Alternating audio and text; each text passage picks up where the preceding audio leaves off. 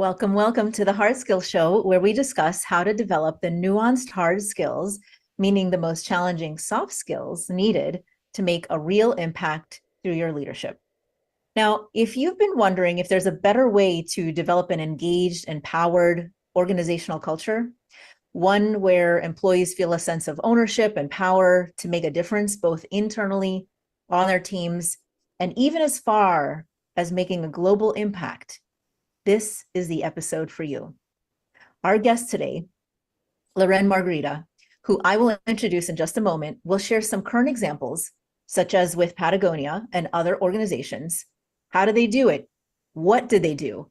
And how can you implement some of the same frameworks? This is perfect for season 5's focus on making a greater impact. I'm your host, Dr. Mira Brancu. I'm a leadership consulting and coaching psychologist, founder of the Tower Scope Leadership Academy, an associate professor, a Psychology Today columnist, author of Millennials Guide to Workplace Politics, and had my own leadership career before transitioning to helping teams and high-achieving women navigate their leadership complexities. Okay, now let me introduce you to Lorraine Margherita. Lorraine is a bilingual collaborative consultant, author, and speaker focusing on helping teams and organizations develop participatory environments and remove the barrier between decision and action. She's worked with over 7,000 leaders and managers at major global corporations in a variety of industries, facilitating transformational change through systemic and appreciative approaches. Lorraine is the author of Shared Decision Making in the Corporate Arena, which I have had a chance to read. It's really good, where she interviewed leaders and team members across multiple industries and organizations that have fostered a culture of impact by empowering their teams. Lorraine holds degrees from Dauphine University in Paris, Sciences Po Lyon, and was an exchange student at Georgetown University as well. Welcome to the show, Lorraine.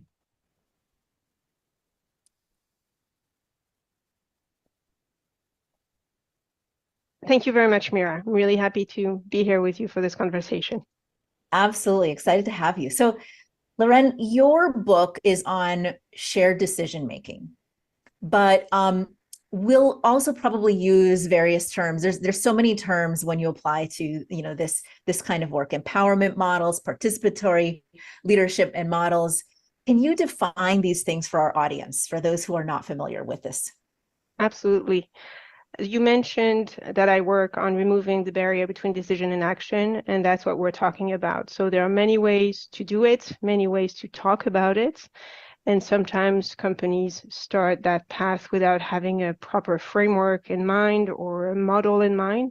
They start with their culture, their history, and so they're all about bringing the people who will implement the decisions into the decision-making process. That's what we're talking about, so that they can improve both the quality of the decisions, have better decisions, and better engagement, because we all know that when we take part in a decision, no one needs to ask us to move forward to the next step and implement the decision. We're already part of what's going to happen. We make it happen. Yeah, that makes sense. It makes perfect sense, actually, because for the people who actually have to implement, they're not going to implement what you want them to implement if they're not part of that process, if they're not able to provide you with information, for example, about, oh, actually, that won't work because the way that we're designed right now doesn't allow that to happen, right? Yeah, they need to understand what they're part of. So we're starting to talk about what it is for, why we do what we do, why we do it the way that we do. And it's also because they feel like they know their job, they know what they have to do, and they have a word to say. When you talk about what the customer wants, the teams that are in touch with the customer on a daily basis have something to say about what the customer like or doesn't like. So they have something to say on their job, on the outcomes, on the feedback that they get from the different stakeholders. And so you might as well listen to what they have to say. And there are many different ways, we said many different ways to talk about this. One way, for example, if I take Lego, which is one of the examples I mentioned in my book, interviewed for my book, that they say everyone is a leader. So when they have 20,000 people in the world working in that company, they consider that they have 20,000 leaders. That's one way of saying it.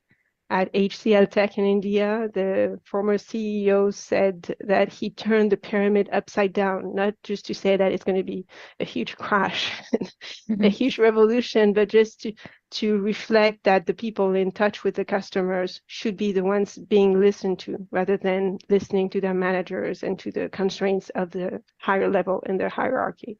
So as you see, there are plenty of ways to approach that notion of bringing the people into the decision-making process. Yeah, I'm curious, what would you say to folks who like they hear this story about how Lego says every single person, 20,000 people are a leader within the organization. That sounds like chaos. It sounds like, well, what do they all have a say? And like, how do they, finally make a decision? What are your sort of, yeah, what's your response to sort of like the chaos that could be from that could come from that? It makes me think of a video that some of you know, maybe you've seen it, Mira, that was created by Zappos a few years ago when they started Holacracy, which is one of the frameworks. It's one of the rare frameworks that exist with very specific steps and ways of implementing.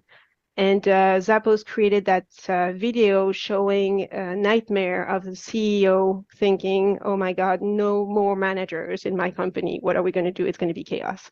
And obviously, that's one of maybe the clarification that's required when we talk about sharing the decision making. It's not about saying that everyone has a say, because obviously 20,000 people giving their opinion on every single decision, that wouldn't work. It's about making it clear what decisions need what processes, Mhm. what we're doing it for, how we get organized to do that. So it's not removing the rules, it's changing the rules about the way to make decisions. So when we say that 20,000 leaders are in the company, it just means that each one of them knows what they have to do. It doesn't mean that they want to say what the 19,999 other people have to say or do in their own area. Yeah. This is reminding me of a recent um, case that I'm working on. And they're having this very sort of similar like challenge. Mhm. They are a large team, and they do all have leadership roles in various ways. Some of them are technically supervising others, but they're all trying to work together, and they've done it this way in order to hear all voices who are in leadership roles and make sure that nobody is sort of overlooked. The problem that they've now come up with is that their decision making process is a complete mess. It's just like, do we build consensus? And what if we don't agree? And who do we go to for what? And who actually has a say? So, does you mentioned holacracy as one example of a model? Would a holacracy help in this situation? Or how would you start thinking about helping this kind of group of people get to a point where they both feel like they have a say in the decision making process, but also that it's not a mess or confusing who is providing input, what is the process, and all of those kinds of things. What would you do Hmm. with this kind of group? So it's kind of a huge question. So maybe I'll focus for a couple of minutes on holacracy, maybe to make it clear what it is. It's one of the models that was created intentionally out of experience. So what is important in all that field of shared decision making is that, for example, you will see in my book all the models that were created, all the frameworks that you could get inspiration from were created based on experience. So it's not something you take the book, chapter 1, chapter 2, and you just implement step by step. It has become that way with holacracy because they tried many different things, including sociocracy, which is sort of the level maybe prior to holacracy. If level is not the right word, actually.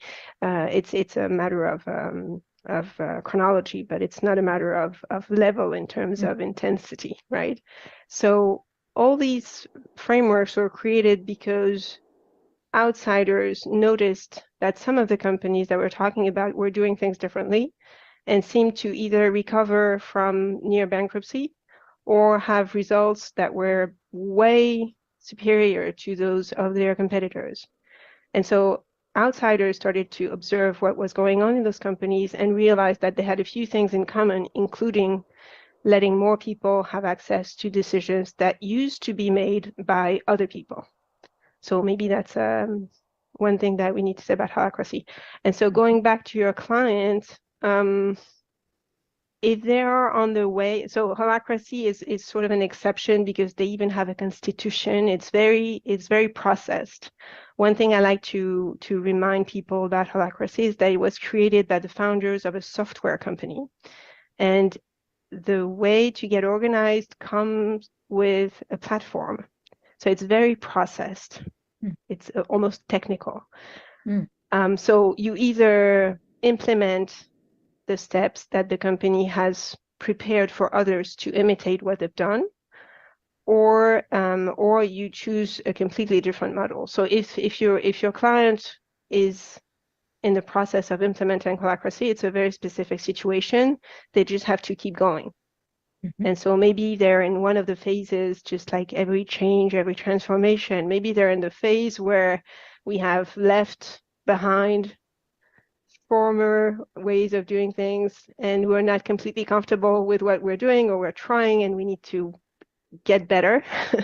And so they just need to have faith and keep going and accept that not everything is perfect, the very first time. If they're not already implementing holacracy, then I would say my first recommendation would be to go back to the purpose of their organization and of their team, and to make sure that it's very clear and shared, and that they know what they're aiming for. Yeah, that's really helpful. So, I'm curious to hear, and we're reaching an ad break, so we're not going to quite get there yet, but I want you to start thinking about among all of the sort of companies that you evaluated, the people that you interviewed in your book, which models did you like best and why? Or which did you feel was even most effective? And what was it about their process, start to finish, that you thought, wow, this feels like it would be really effective in lots of situations? I'm very curious to hear about that. So We're reaching an ad break. You're listening to The Hard Skills with me, Dr. Mira Brancu, and our guest, Lorraine Margherita, author of Shared Decision-Making in the Corporate Arena. We air on Tuesdays at 5 p.m. Eastern. If you'd like to join our online audience when we air and ask questions of us on LinkedIn, you can find us there and we can respond at talkradio.nyc as well. And we'll be right back with our guest in just a moment. Are you a conscious co-creator? Are you on a quest to raise your vibration and your consciousness? I'm Sam Leibowitz, your conscious consultant, and on my show, The Conscious Consultant Hour, Awakening Humanity, we will touch upon all these topics and more. Listen live at our new time on Thursdays at 12 noon Eastern Time. That's The Conscious Consultant Hour, Awakening Humanity, Thursdays 12 noon on talkradio.nyc. Are you a high-achieving, growth-oriented leader? Are you interested in developing your authentic leadership while creating a healthy, inclusive workplace? Hi, I'm Dr. Mira Brancu, host of The Hard Skills on talkradio.nyc at 5 p.m. Eastern on Tuesdays, where we discuss how leaders develop the hard skills needed to make a greater impact. We interview experts, have live coaching, and tackle these challenges. Listen to The Hard Skills on Tuesday at 5 p.m. Eastern on talkradio.nyc. Are you a business owner? Do you want to be a business owner? Do you work with business owners? Hi, I'm Stephen Fry, your small and medium-sized business, or SMB guy, and I'm the host of the new show, Always Friday. While I love to have fun on my show, we take those Friday feelings of freedom and clarity to discuss popular topics on the minds of SMBs today.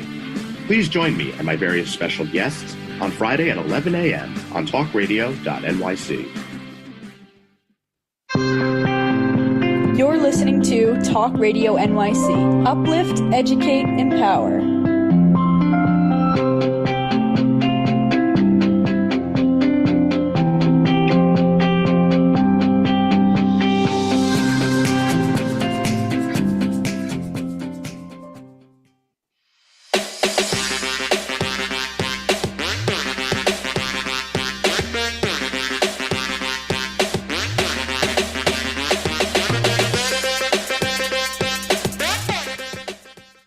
Welcome back to the Hard Skills with me, Dr. Mira Brancu, and our guest today, Lorraine Margherita. So, Lorraine, I would love to hear an example of like a company that you thought, wow, I really love their process. I would love to see more companies be able to do this. And what is their process? What do they actually do to get to decision making? And why do you like it so much? Why would other companies potentially benefit? I think there are a lot of questions in your simple question, Mira. Yes. So I'll try to go through the different ideas that it pops up in my mind. So maybe you'll be disappointed. I'm going to tell you that we just spoke about holacracy, which is very processed, and there is a constitution, and there is the company that created it helps other companies implement a process where they become holacratic. Sociocracy, which was the inspiration for holacracy, is also, those are processes where you create circles rather than departments or levels, and a pyramid, which is sort of the Industrial Revolution model. They create circles with a purpose, and all of the circles work together toward a general purpose. Those are sort of the exception, because every other way to implement empowerment in a company is pretty much customized. So not to say that you're just, left out there thinking, I would like my teams to be more empowered or to be empowered. What do I do now? But it's on the opposite. It's a way to say you start with your history and your culture. So good news, you don't have anything to do there right in front of you. So build on them. And then there are many different ways to get started, which is a better news than there are so many ways that you might get lost. So one of the examples I really like to use, because to me it sort of covers the three circles that I have identified to structure my book, is Patagonia. You mentioned them earlier. It's a company that I like to talk about because I think they've covered what I call the first of the three circles, which is the teams. So you start with the teams. Oftentimes we have leaders, I said, models are created based on experiments or just intuitions. Someone changes the way to do things, or a team changes the way to make decisions, or to involve the teams into the process. And then they realize that they've started something, and then they keep going and they keep experimenting, and it becomes their model. It doesn't necessarily have a name, or it doesn't necessarily look the same as another company or another industry, and it works. So that's the first circle, focusing on your teams. In 2024, I have to say, I would think that making sure that your teams are happy to come to work or to be part of the work that you provide should be true everywhere. But as we can see around the world, there are many places where it's not that much fun to go to work in the morning. So that's still a concern. Our engineer right now would agree with that. We brought him out real early. Absolutely. I'm sure that we share the same purpose this morning, so that makes it maybe easier. The second circle, which builds on the first, is how to make your company sustainable. We all know that companies are not supposed to last that long, and the lifespan that is expected when a company is created is getting shorter and shorter by the decade.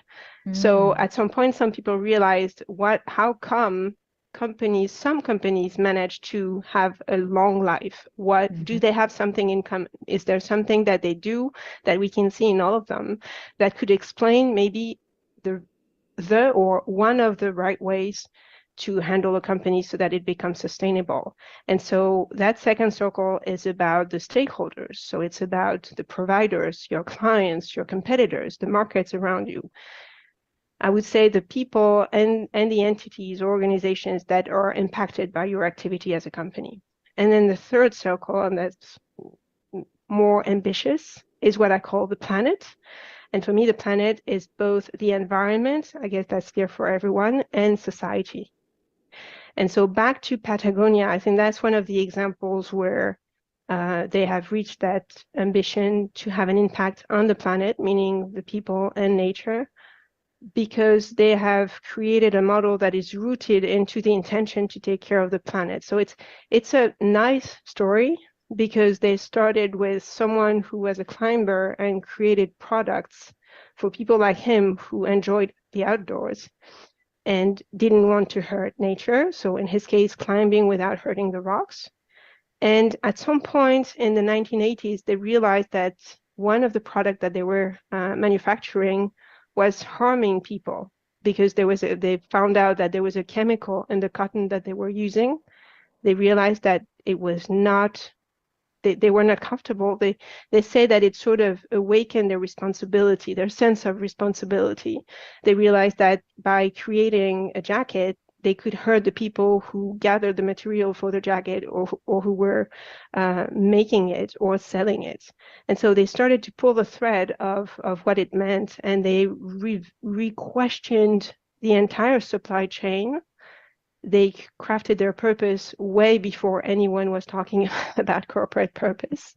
And that purpose became to protect the planet. And now, as you probably know, in 2022, the entire company is serving that very goal of protecting the planet, saving it from all the harm that's being done to it. So it's an example of how you can protect or care or just listen to the people in your company, be aware of the impact around you, and even aim for something that is bigger than the company. And in that third circle, I include, for example, social business, which is business that is aiming at taking care of the people who work in the company without expecting a return necessarily, just handling the business itself. Yeah, and so if we connect that back to this shared decision-making process and empowerment, if let's say I have a company and I have sort of set forth this goal, this purpose, I want to have an impact in the world, a positive impact. It could be, environment, it could be something else. Yes. How does that connect back to the shared decision-making models and the empowerment models that you've been talking about? I think it's the starting point. It's asking oneself and ourselves what makes us work together. So there is an example in my book with Recruit Holding, which is a company that was created in Japan, and they say we're a group of people who want to do the same thing toward the same aim, and that's pretty much the definition of a company, right? So I think that's what connects people, and that what gives meaning to what they do daily. So whatever you do, whatever the industry, whatever the country, whatever the function in the company, what connects people together is why they do what they do. So that's the starting point that makes, for me, I see it as almost physically as an image of everyone looking into the same direction. And so that's really what connects people and gives meaning to what they do and how they do it together. And then it's also the starting point to say that each one of the person in the company can contribute to something that is larger than themselves or larger than their position. And it helps organize the roles and the responsibilities. And that's when you can imagine that even though you're a manager or leader, you don't have to be everywhere, and you don't have to decide everything for the people who work in your team or department or organization. So what comes up for me is I work for the Department of Veterans Affairs as one of the sort of areas. And the thing that I think makes it meet this criteria that you mentioned, which is it's sustainable, it's weathered an awful lot for a very long time, gone through so many changes and fluctuations in policy. The organization is a federal government entity and here for the healthcare of veterans. And even though politics and politicians change over time, and as a federal entity, we're sort of beholden to the changes in policy and the changes in what, the president or Congress sort of decides. It's also been kind of a long-term, sustainable, successful organization. And I think partly because we have one clear mission. Everybody is behind this one clear mission, which is serve veterans. That's it. Everybody knows it. There's only one reason you're here, right? And then they have these great campaigns, Own the Moment. And Own the Moment is all about how can I, as an individual, even though there's over 370,000 people working for this organization, how can I make a difference in the lives of the people that I impact who are veterans, right? How can I own the moment, own the experience? And it is kind of an empowerment model, even though technically it's exceptionally bureaucratic and hierarchical. So I'm curious, is it even possible that an exceptionally large organization like that could implement some sociocracy or holacracy elements? Or are there some organizations or industries where it's just impossible because you have to have the sort of incredible structure of a hierarchy or bureaucracy? What are your thoughts on that? Well, you're taking an example that is way beyond the largest companies we know, because I tend to work with large companies, and we're talking about, somewhere around 50,000, sometimes more, but, a few dozens of thousands of people in the world. So you're talking about something that's even larger. And it's been a focus when I was writing my book, because I do work with large organizations, mostly because they tend to be multinational and thus multicultural. And that's, for me, it's really fun, a lot of fun. And it's fun, and it's also very interesting because it's one more way to be different, and thus one more way to have a better intelligence together, and collective intelligence and collective dynamics. So back to the large organizations, I mentioned Lego 10, I'm thinking 20,000 people. If it's 20,000, 40,000, 60,000, I guess it's just the same situation. It doesn't make a difference at this stage. So it is possible to say from the very top that you're not going to get involved in too many decisions because you think that your teams are responsible. And so it's more, and then the bureaucracy and the hierarchy, I think that it often starts with one place. So if it's the top of the company that decides that we need to do a different job with the decision making and make the roles clearer, the responsibilities clearer, and stop having managers or leaders get involved in decisions that they don't really need to get involved in, it's easier, obviously. That being said, those organizations have a long culture, a long history. And so oftentimes, I have several examples in the interviews I had for my book. It starts with an entity, because someone at some point either has a constraint, a risk, an intuition, or just a way to become a manager or a leader that makes them change what has been done before. And it happens in sort of an island in the company. So at first it creates friction because other places in the company might not be the same, but it creates that example that works. Yeah. And the people, the experience shows that the people who have experienced that change, they won't go back to having someone on their back, telling them what to do, controlling everything. Once you've started giving more room for the people to try, even to make mistakes. We didn't mention that so far, but that's also part of the story, to try things and to see what comes out of those experimentations. Then they won't go back to having no space for innovation. Let's put a pin in that. Mistakes, managing, how do these groups manage mistakes, and also the impact on performance in general. I'm curious about that when we come back from the ad break. You're listening to The Hard Skills with me, Mira Brancu, and our guest today, Lorraine Margherita. And we'll be right back in just a moment. Hey everybody, it's Tommy D, the nonprofit sector connector, coming at you from my attic. Each week here on talkradio.nyc, I host the program Philanthropy in Focus. Nonprofits impact us each and every day, and it's my focus to help them amplify their message and tell their story. Listen each week at 10 a.m. Eastern Standard Time until 11 a.m. Eastern Standard Time, right here on talkradio.nyc. Were you an essential worker during the pandemic?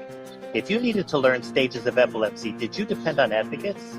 Did you use new innovations to cope with mental and neurological issues? Maintaining high quality of life and keeping good mental health are what we all strive for. I'm Frank R. Harrison, host of Frank About Health, and each week top healthcare influencers, professionals, and innovators answer these questions and more. Stay tuned on Thursdays at 5 p.m. on talkradio.nyc, and I will continue to be frank about health with all of you. Are you a business owner? Do you want to be a business owner? Do you work with business owners? Hi, I'm Stephen Fry, your small and medium-sized business or SMB guy, and I'm the host of the new show, Always Friday. While I love to have fun on my show, we take those Friday feelings of freedom and clarity to discuss popular topics on the minds of SMBs today. Please join me and my various special guests on Friday at 11 a.m. on talkradio.nyc. You're listening to Talk Radio NYC at www.talkradio.nyc. Now broadcasting 24 hours a day.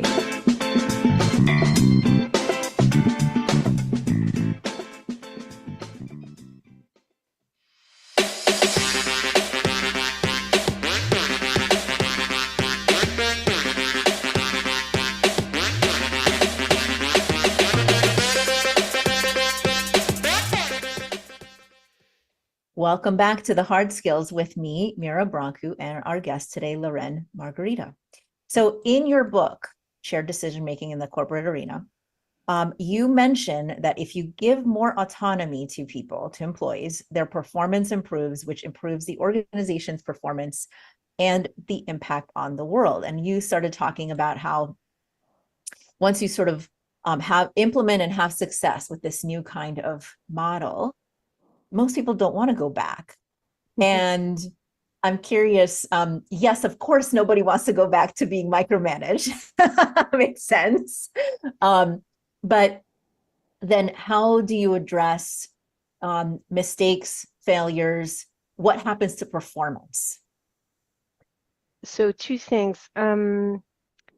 First of all, you mentioned the impact on performance. As we said earlier, if you get more the right people involved in the decisions that have something to do with what they do in the company, the decision will be better.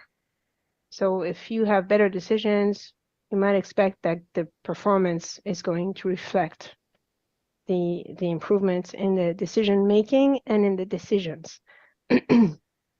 So I do think that it's not just wishful thinking, you know, people are going to be so happy that they're going to perform.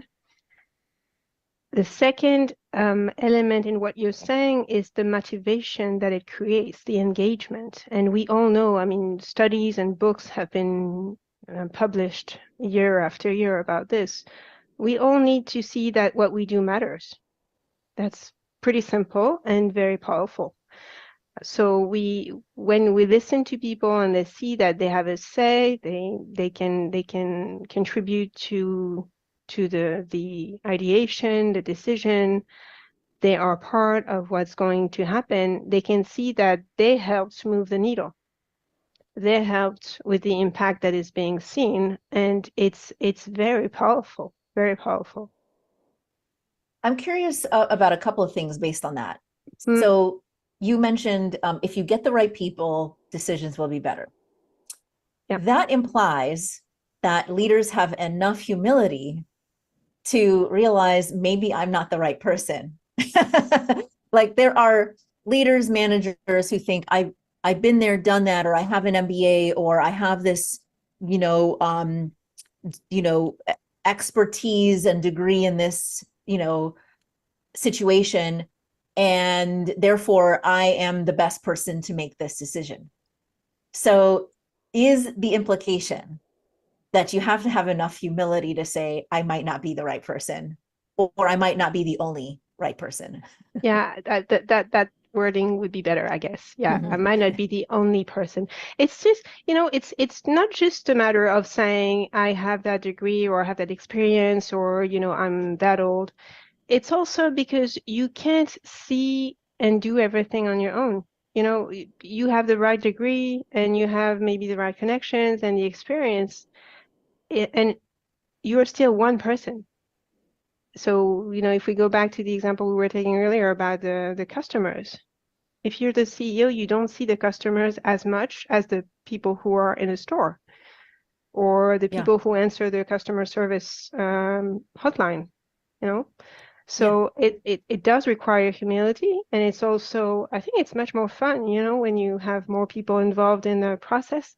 Oftentimes when I have a room with 200 managers and we say, what happened in the last few months or year that makes us proud? I didn't do the statistics, but I would say that at least 2/3, not to say 3/4 of the answers have something to do with their teams. The people they hired, the people they met, the people they saw, grow and develop. And they were so happy to manage to do something that obviously they cannot do on their own. And I have a lot of respect for my clients, for the leaders and managers I work with. I couldn't do their job. That's what I say very often. However, I bring something that they cannot have inside the company.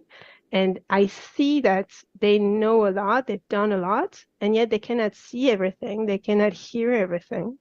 And so, and they're oftentimes, when they have this, oftentimes it comes from them, they feel that they need to leave room to their companies. And they're oftentimes so happy and so surprised also by what the teams can come up with.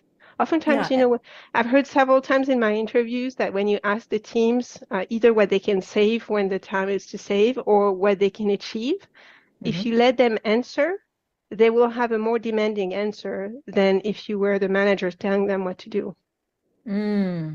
Well, that says a lot. That says a lot about your, empowering people to identify what needs to be done and what they see as the opportunity and the promise of the company and their teams. And, in that way, I think about the larger the organization, right? Then therefore, most likely in many organizations, the more levels of hierarchy, and therefore each person at higher levels only has some visibility into what's happening across the company. They might have great visibility in their external stakeholders or board members, but very little in sort of the day-to-day operations. It reminds me of, I forgot the name of the show, but there was a show on TV where they had the boss go to, serve in the front lines to see what it's like, right? Yeah. And what they learned from that. And that is very powerful because we lose sight, no matter how much you try at higher and higher leadership levels to stay in touch, you do lose sight because you have to make more room in your brain for other things that are important. So bringing back in those voices, I think, makes a lot of sense. Now, I'm curious, are there industries that it makes more sense for managers to be more like, quote unquote, micromanagers, like old school industrial revolution type, versus what you're talking about, which is trust the people and give them the opportunity to take the task on? So give them the opportunity and it's not only giving them the space, it's really giving them the framework for them to use that space properly. Honestly, I think the answer is no. That was the starting point when I started to write a book. Believe it or not, the difficult part was not to gather the stories or to interview people. It was to not share all the stories I could have told. So it was on purpose that I interviewed very different companies, more than 30 companies in 14 countries, I think, in all kinds of industries. because my point was every company can do that. Like plants have made their workers be more autonomous. An airline has done the same. Lego has done the same. Patagonia has done the same. So, it's across industries, across countries, there is always room to let people just do their job, I would say. And I think when I look at what they have in common, one of the things they have in common is how they see the world and how they see people, how they see humanity. And I think it has nothing to do with the industry. So I would not say that there are industries where you could expect that managers are more present than others. I don't think that's inevitable. Yeah, interesting. So tell me more about this. What you notice as the main difference is how they see the world. I would say that it's also how you see the company. Do you see the world as a place where everyone has something to do and something to say? And then do you trust people to do their job, to do it well, to want to do it well? And trust, for example, is a great foundation for management. Yeah. So, and it's not a model, it's not a framework, but it's a starting point for many companies to say, we need to trust, and we want to trust our teams the way we would like our customers to trust us. You won't have customers who trust you if you don't trust your own teams.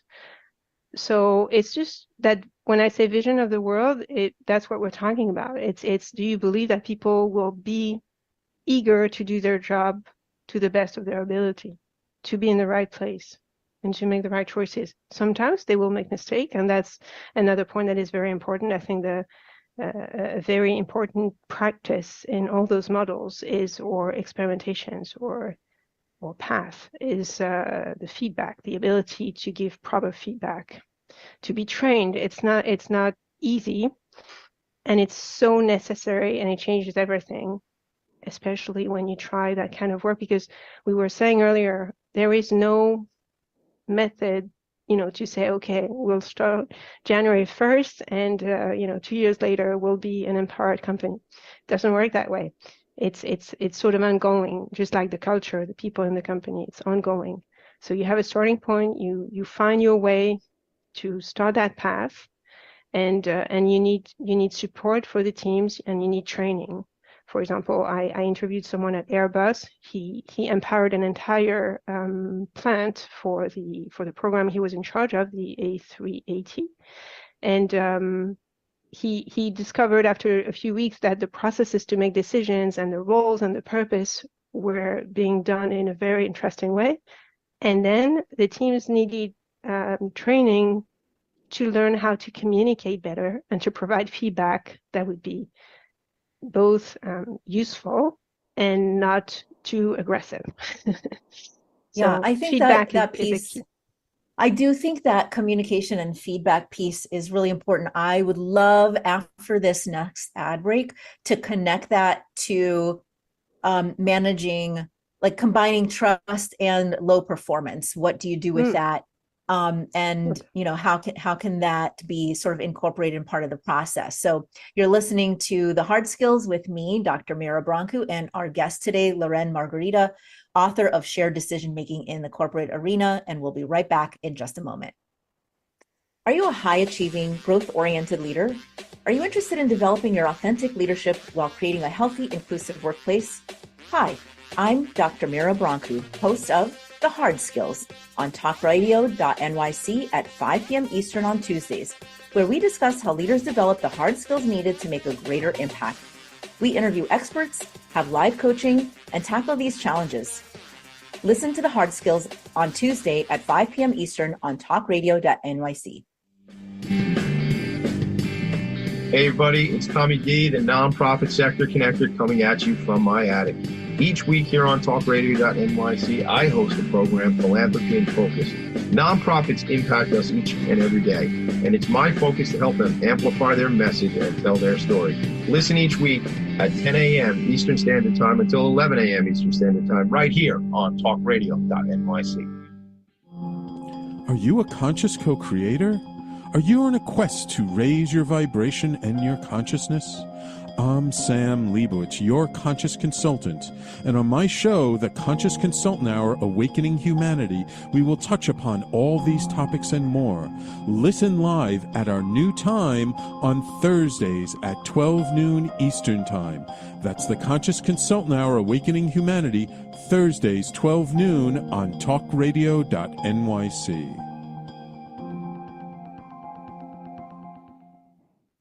You're listening to Talk Radio NYC at www.talkradio.nyc. Now broadcasting 24 hours a day.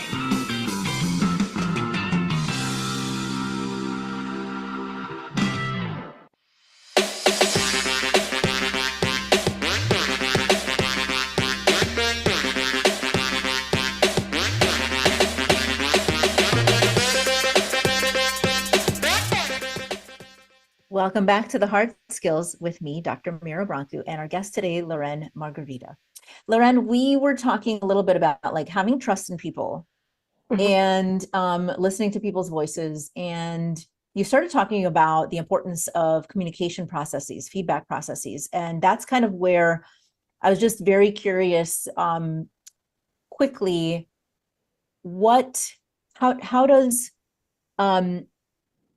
how does that connect to trust and ultimately the addressing low performance? Can you have both? Can you have trust in people and having to give hard feedback when you have low performance? Well, I guess so we're talking about the needs for real or proper feedback. I don't know if you know the notion of radical candor. Have you heard that phrase?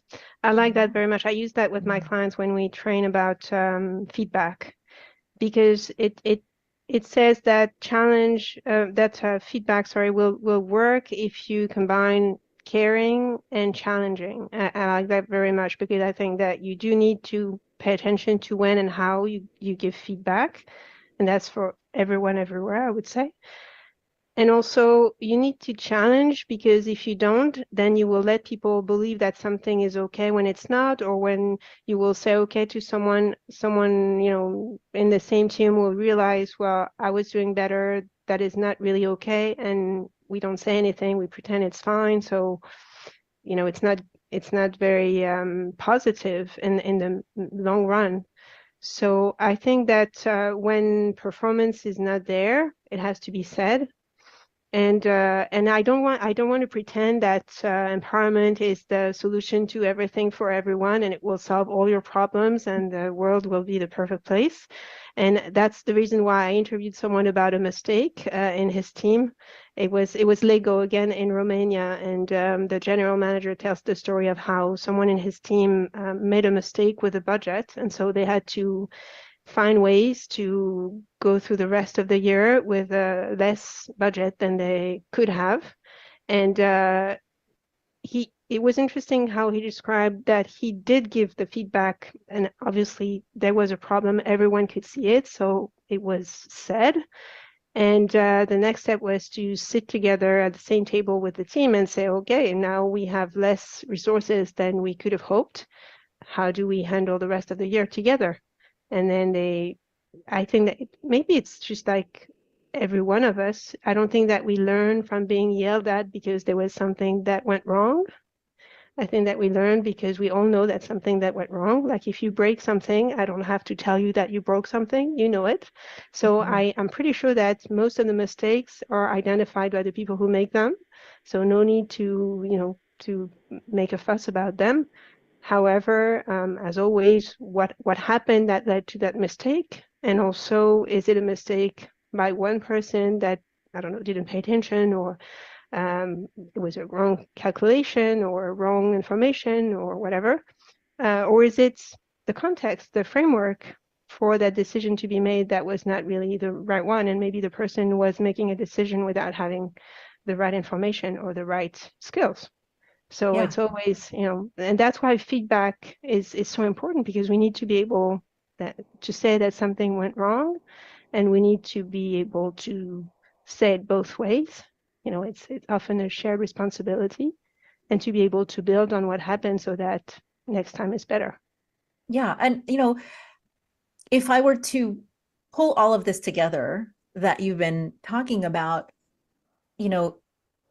empowerment and trust in people to help provide input into decision making does not mean letting go of all control and turning it into chaos. It means creating the right container and structure for people to have effective conversations, effective decision-making processes, and to engage in hard, thoughtful, critical conversations in order to get to that final solution. If you can't provide that structure and container, you can't have the rest of it. Absolutely. That's what I'm hearing from you. And so now let's blow it back out. We talked a lot about sociocracy type organizations and holacracy models for organizations. We haven't talked about how you end your book around living and learning organizations. And I'm curious, how might those impact global outcomes for organizations? What are those like? What I like in this concept, so again, just like many of the topics that we've been talking about, they have been around for like 50 years. So this is not necessarily all new.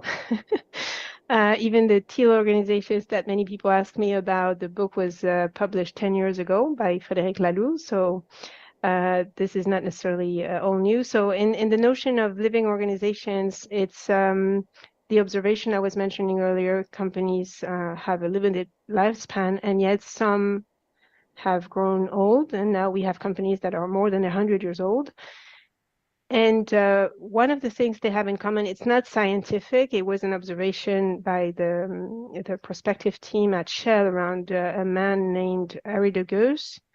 And he noticed with his team companies in Japan, the US, and Europe that were very old. And one thing that they have in common is the awareness, the consciousness of their environment and their ability to focus on the inside when times are tough. Those are my words, but that's the idea. And I can't help doing it with my hands, and to expand when times are better, and to be able to explore new markets or new ways of doing things. And that movement is the movement that we do when we breathe. It's like going out and then back again, and out again and back again. And that's just like an organism. So that's why he wrote a book in, I think it's 1990, called The Living Organization.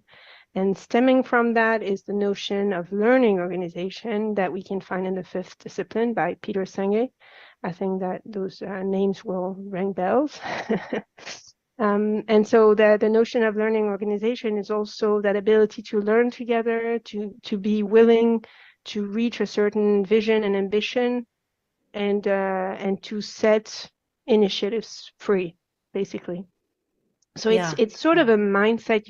You see in everything we're saying, a lot of the foundation, the roots of all these stories is the culture and the intention of a group of individuals, thinking that if they let people innovate, try, and trust themselves and trust others, the outcome will be better than if they try to control and constrain everything. Yeah, and I think also, that Go ahead. I think that in a world that is becoming more and more complex and uncertain, we've been talking about uncertainty, same thing, since the 1980s.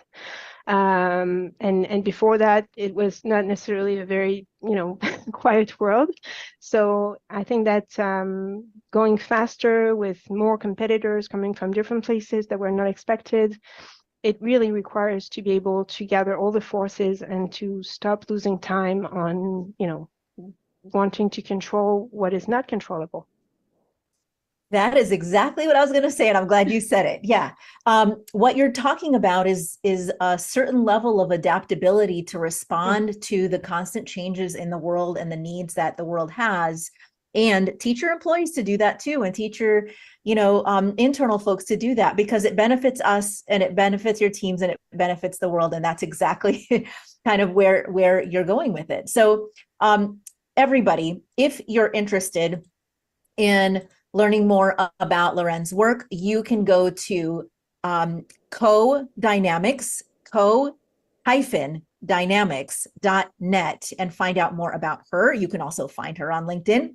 And audience, what did you take away from today? And more importantly, what is one small change that you can implement, even if it's just you and your family or you and your community and you and your team and your organization, based on what you learned from Lorraine?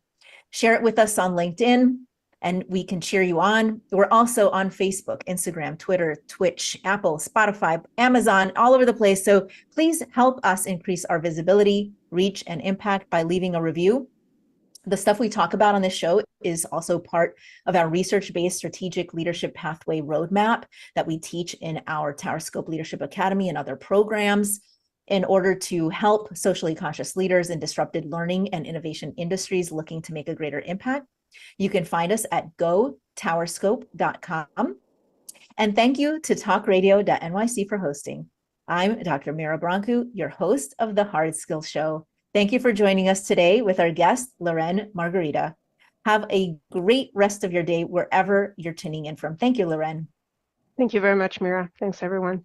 Bye, everybody. Bye.